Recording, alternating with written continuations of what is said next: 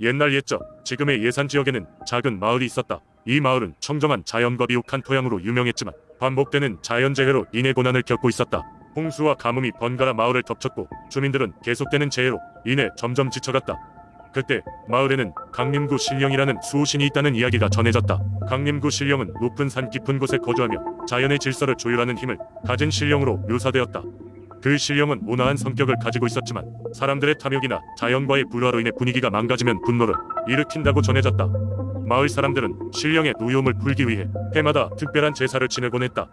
어느 날 봄이 되자 마을 사람들은 내년 열리는 강림구 신령의 제사를 준비하기로 했다.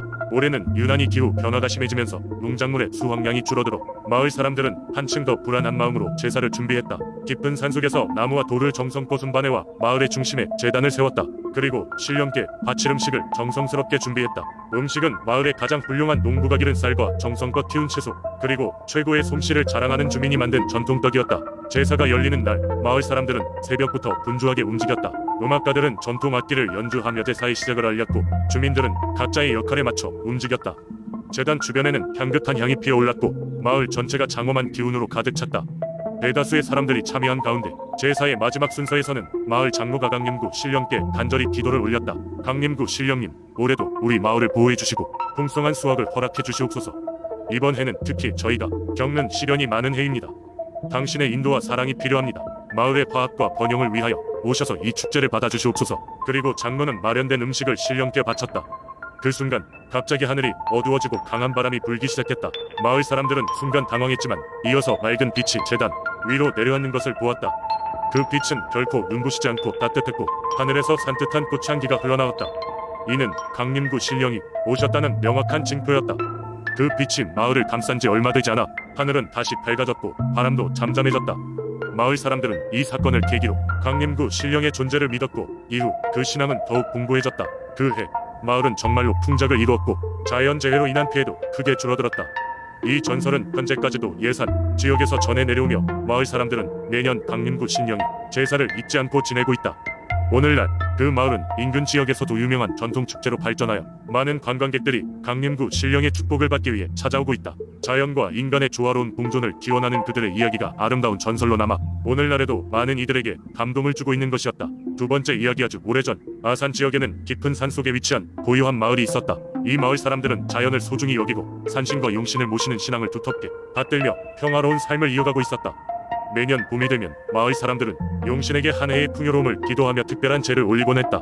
그 해에도 어김없이 봄이 찾아왔다. 마을 사람들은 제를 준비하기 위해 분주히 움직였다.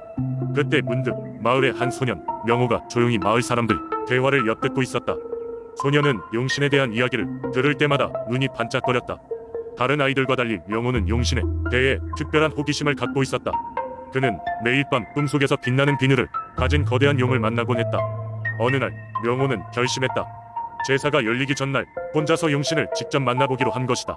그는 이른 아침 마을 사람들이 잠들어 있는 틈을 타 빠르게 산으로 향했다. 산 중턱에 도달하자 그는 길잡이인 듯한 작은 새가 그를 안내하기 시작했다. 새를 따라가며 명호는 마치 누군가가 부르는 듯한 부드러운 목소리를 들었다. 그는 두려운 마음을 억누르고 목소리를 따라갔다. 드디어 명호는 신령한 기운이 감도는 호수 앞에 도착했다. 호수 한가운데서는 커다란 용이 수면 위로 머리를 들어 올리고 있었다. 그의 비늘은 찬란하게 빛났고 호수의 물빛에 다채롭게 반사되었다. 용은 명호에게 다가와 부드럽게 눈을 맞추었다. 명호는 두려움을 깨고 용신에게 인사를 건넸다. 높으신 용신이시여, 저는 마을이 작은 소년 명호입니다.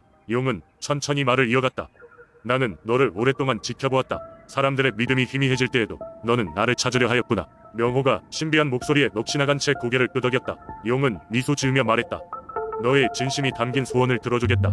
마을에 평화를 전하고 항상 곁에서 지켜보겠노라. 그 순간 산 전체가 밝은 빛에 휩싸이며 마치 시간이 멈춘 듯한 평화가 깃들었다. 그날 이후로 명호는 마을의 젊은 지도자가 되었고 용신과의 특별한 연결고리는 마을 전체에 희망과 번영을 가져다 주었다. 마을 사람들은 명호의 이야기가 전해질 때마다 밤하늘에 빛나는 별들을 보며 용신의 이야기를 되새겼다. 그리고 그 옛날 명호가 만났던 용신의 전설은 오늘날까지도 아산의 민속신앙으로 남아 마을 사람들에게 깊은 감동과 경외감을 불러일으키고 있다. 세 번째 이야기. 옛날 옛적 마산이라는 작은 마을이 있었다. 이곳은 강과 산이 절묘하게 맞닿은 자연의 한가운데 자리 잡고 있었다. 사람들은 비옥한 땅과 깨끗한 물, 온화한 기후 덕분에 평화로운 삶을 영위하고 있었지만 그들이 진정으로 의지한 것은 마을의 주술사 바람의 사제였다. 바람의 사제는 세대를 이어 마산이 이곳저곳을 떠돌며 하늘과 땅, 사람 사이의 중재자 역할을 맡아왔다. 그는 대대로 내려오는 고대의 주문과 의식을 통해 자연의 영혼들과 대화할 수 있었고, 사람들은 그를 통해 그들이 감히 직접 대할 수 없는 자연의 힘을 느끼곤 했다.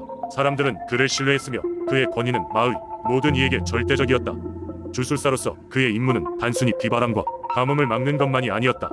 그는 마을 사람들의 건강을 돌보고 풍년을 기원하며 병마와 불행을 막기 위한 여러 가지 의식을 주관했다. 특히 매년 봄에 열리는 바람의 축제는 그의 능력을 가장 잘 드러내는 시간이었다. 바람의 축제는 이틀 밤낮으로 이어지는 큰 행사였다. 첫째 날 밤에는 사람들은 주술사 의지시에 따라 모닥불을 피우고 불멸의 춤을 추며 고대의 노래를 불렀다. 주술사는 북을 두드리며 주문을 외우고 하늘을 향해 깃발을 날리며 바람신에게 말하는 모습을 보였다. 이로써 사람들은 축제를 통해 한 해의 재앙을 쫓고 풍요를 기원했다. 둘째 날에는 주술사가 신과의 소통을 통해 받은 예언을 마을 사람들에게 전하는 시간이 있었다. 이때 주술사는 신비로운 힘을 발휘하여 각 가문이나 개인에게 필요한 조언을 건넸다. 그의 예언은 무척 정확했으며 마을 사람들은 그의 말에 따라 중요한 결정을 내리곤 했다. 그의 말은 그저 개인적인 경험에서 우러나온 것이 아니라 모든 자연의 목소리를 담고 있었기 때문이었다. 하지만 어느 해 예고 없는 시련이 찾아왔다. 하루 종일 하늘은 무겁게 내려앉고 마산 마을은 검은 흰 구름에 감싸여 빛을 잃어갔다. 바람과 비 그리고 천둥 소리가 마을을 휘감았다. 사람들은 두려움에 떨며 주술사를 찾았다. 그날 밤 바람의 사제는 다른 때와 다름없이 굳건한 모습으로 마을 중앙에 자리 잡았다. 그는 천둥과 번개를 뚫고 맨발로 야외로 나갔고 하늘을 향해 주문을 외우며 몸을 따스한 바람에 맡겼다.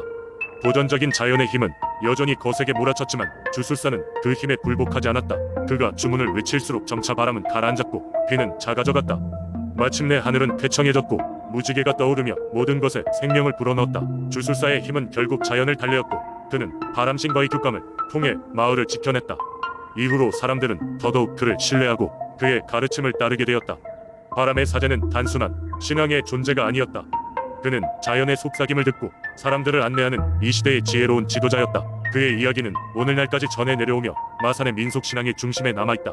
이 이야기는 단지 과거의 흔적이 아니라 바람의 사제와 함께한 마산 사람들의 삶과 신념 그리고 사랑의 증거였다. 네 번째 이야기. 옛날 옛적 지금의 단양 지역에는 강이 하나 흐르고 있었다. 이 강은 수라천이라 불리며 물이 맑고 투명하여 하늘의 기운을 담고 있다는 전설이 내려오고 있었다. 이곳 사람들은 수라천이 신성한 강이라 믿어 강 근처에서 함부로 떠드는 것을 삼갔고 매년 봄이면 강변에 모여 신에게 제물을 바치곤 했다. 수라천에는 물의 신이 살고 있다고 전해지는데 그 신은 녹색의 비늘을 가진 거대한 용의 형상을 하고 있었다. 용의 이름은 수라였다. 수라는 단양 지역 사람들에게 풍요와 안녕을 가져다주는 신으로 널리 숭배되었다. 수라는 가끔씩 자욱한 안개 사이에 드러나 강 주변을 지나가는 사람들에게 그 모습을 잠깐씩 비추곤 했다. 그리고 용의 형상을 본 사람은 그 해에 큰 행운을 얻는다고 했다. 때문에 사람들은 수라천을 찾을 때면 늘 조심스럽고 경건한 마음으로 강을 바라보았다고 한다. 어느 해 큰 가뭄이 찾아오면서 단양 지역에 농작물에 심각한 영향이 미치기 시작했다. 사람들은 들판에서 제사가 끊이지 않았으며 모든 주민이 마을의 안위를 걱정했다.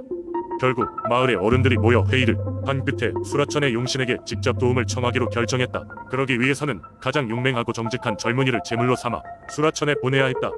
많은 이들이 머뭇거리던 중 마을의 청년인 현수가 자진해서 나섰다. 현수는 마을을 위해서라면 목숨도 아깝지 않다고 말하며 사람들에게 희망과 용기를 주었다. 제사의 날이 밝았고 현수는 엄숙하게 수라천의 강 가장자리까지 걸어갔다. 안개가 뿌옇게 낀 날 현수가 물 위에서 정성껏 기도하자 수라천에서 이전에는 볼 수 없었던 눈부신 빛이 났다. 마을 사람들은 모두 숨을 죽인 채 숨이 멎을 듯한 긴장 속에서 이 광경을 지켜보았다. 갑자기 물속에서 거대한 수라가 천천히 모습을 드러냈다.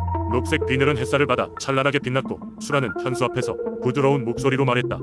용감한 젊은이여, 내가 용기와 자비심으로 나와왔으니 이 지역의 풍요를 다시 가져오겠다. 그 말을 끝으로 수라는 강물 속으로 사라졌고 곧이어 하늘에서 비가 쏟아지기 시작했다. 비는 며칠 동안 이어졌고 마을의 농작물은 다시금 생기를 되찾았다.